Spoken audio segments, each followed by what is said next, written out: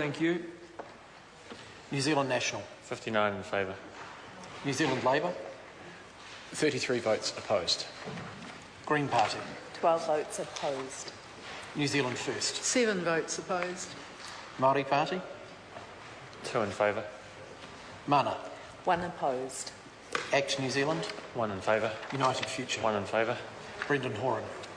1 opposed. Any other votes?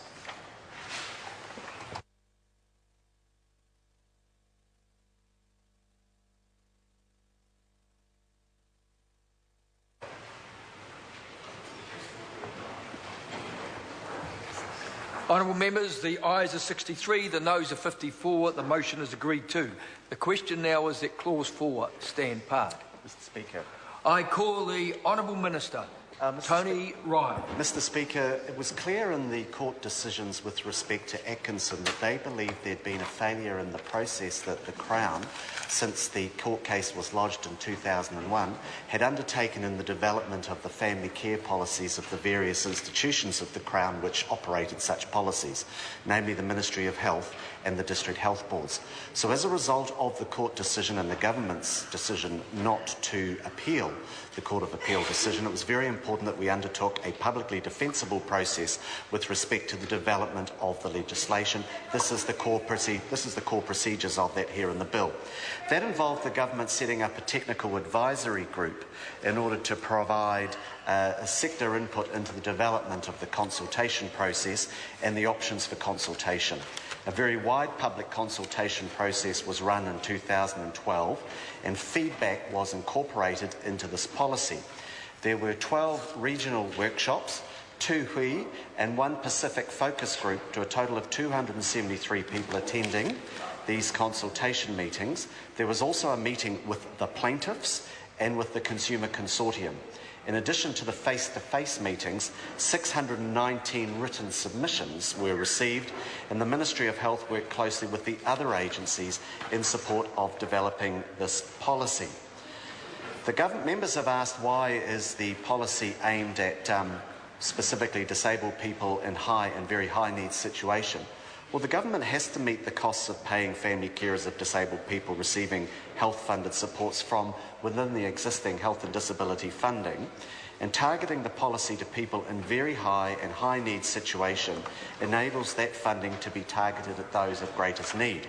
This is consistent with the carer and disability community's views expressed through the consultation, with 68% of all submitters and 71% of family carers favouring the payment of family carers and disabled people with high or complex needs if targeting is to be used. Further, the system in which we propose for the payment of disabled people and their families is a result also of combining the various elements supported by people during the consultation. So, Mr. Speaker, this is the operative clauses. What it essentially does is it indicates that the Ministry of Health and District Health Boards can have and always have had family carer policies. Those family carer policies are able to discriminate on the basis of a number of areas in order to facilitate their policy. Government social policy has always discriminated. Indeed, you only get the unemployment benefit or the job seeker allowance if you are a job seeker. You only get superannuation if you are of the age. You only get childcare allowance if you are of a certain age or a certain position. So discrimination has always been innate. What's clear from the court case is that in order for the government to be able to operate a fair and reasonable family carers policy, we do need to have the ability to discriminate, and we believe that that is a fair basis for which this legislation is being provided. To couple with that is $92 million over the next 4 years. So that's a very significant and fair investment that we are making in the health and disability sector. We pick up on the point that Mrs. Delahunty was making. It is a health and disability sector, and we think this will be a very significant investment. This is the 3rd time any country in the world has agreed to pay family carers wages for caring for other family members.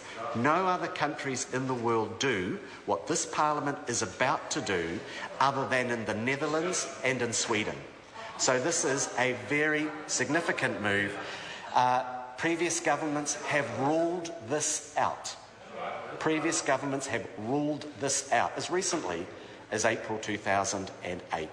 So what this section of the bill is the operative section. It will enable the district health boards and the ministry to establish family carer policies, as indeed they always have, and have the ability to put in place what the government wants to happen to support the families of those caring for some of our most vulnerable in the community, with the very substantial investment of $92 million over the next 4 years. I know one member in this House described $17 million as minuscule. I have to say, in the tight financial times that our country has had since the global financial crisis, the investment of $92 million actually is a pretty fair response and is part of the government's solution to the Atkinson court case. Mr Chairman. I call the Honourable